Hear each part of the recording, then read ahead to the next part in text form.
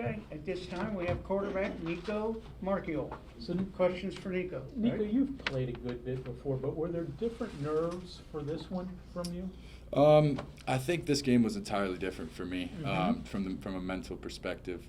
Just getting a full week of reps, live reps, Mhm. against our defense, against our scout team. I think I logged anywhere to 100 reps this week of the Mhm. stuff we were going to run.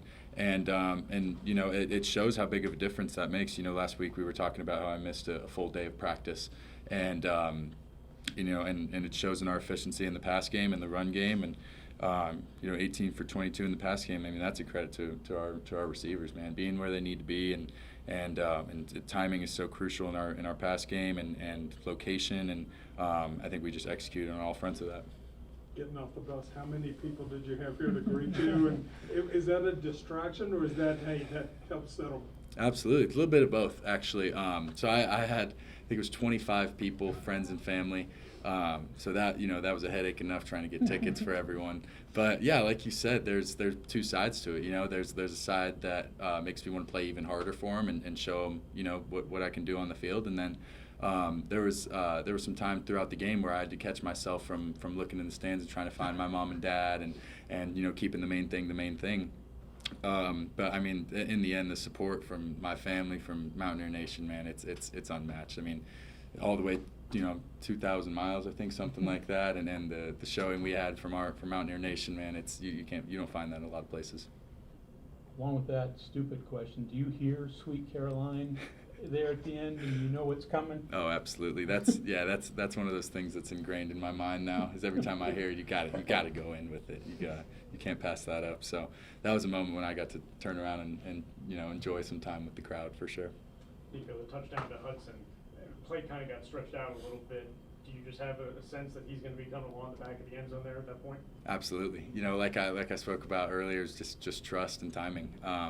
Hudson is all these guys, but Hudson is one of those guys that if you just give him a chance, man, he's going to be special. And I mean, yeah, that's one of those plays in the red zone. That's one of the things we really wanted to improve on, was efficiency in the red zone. And if I just give them a chance, then they can go be special. So go back to the red zone. Situationally, you haven't played a lot, right? But you were on the 22-yard line, right in the scoring area. You took a timeout because you didn't like something that was going on. Walk us through that, because negative yardage play there kind of knocks you out of sorts. We ended up scoring on the fake field goal. You realize how precious real estate is right there. So situationally, that was pretty advanced. Walk us through what you were thinking there. Absolutely, yeah. So a lot of our stuff this week in prep was looking at the defense and then looking at the sideline, seeing if we liked the look, and that an offense like that takes a little bit of time. So as a quarterback, I mean, it's every quarterback's job around the nation. You got to find those clocks. You got to find the game clocks, and saw it winding down a bit and didn't feel great about the play. So you take a timeout. We're in red zone. And like I said before, that's one of the things that we really wanted to improve on, was scoring in the red zone. It's hard enough to get down there. You got to score. So didn't like what we saw. Took the timeout, and then, I mean, we talked about that fake all week. I mean, I was so happy for Leighton. I'm sure he's having deja vu from the bowl game. So I mean, another reliable guy. The other one I got, walk us through the dig on third down. You feathered that thing just over that back. I think you got a finger on it. I think you got walk two us of them. through your read progression. Yeah, so I was saying a lot of prayers this week, and it showed in that play.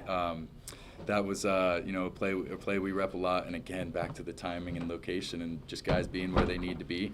And as long as I stay on time and my eyes where they need to be, then my receivers are going to show up and do what they do. But yeah, that was that one had clenched up for a little bit for sure.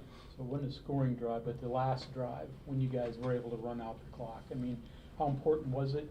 I mean, you had several opportunities to throw. I mean, you completed them, but you want to stop the clock, and especially the last one to Jalen.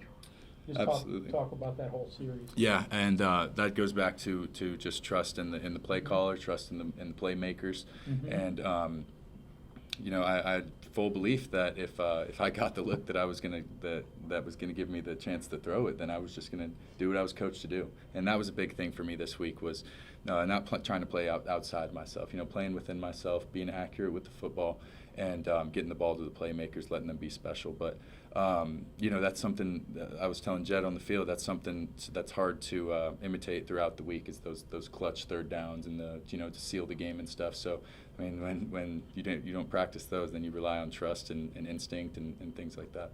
Coach Brown said the last third down checked out of a play, one to the other. Was that you? Was that looking to the sideline? When did that checkout come, and were you ready for that to go? For sure. So that was Coach Brown and Coach Tyler Allen in the box, and Coach TA watching like a hawk up there in the box. Man, sees it all. Such a wise football guy, and has helped me so much in my progress. So I'm so grateful for him. But so he was up there, saw a look that was right for a play we wanted, and now it's just on me to execute. How did you not lose confidence after last week, both as a team and yourself individually? Because the second half didn't go as you wanted it, obviously. Yeah, football, the sport is so unpredictable at times, and that's why it's so essential to just have that memory of a goldfish, just play the next play and treating every single week the same, man. I mean, I had a short memory of that week, and I knew that was something I didn't want to put back on tape, and so it just made me work harder throughout the week, and it showed in our performance. Okay, thank you very much. Appreciate you guys.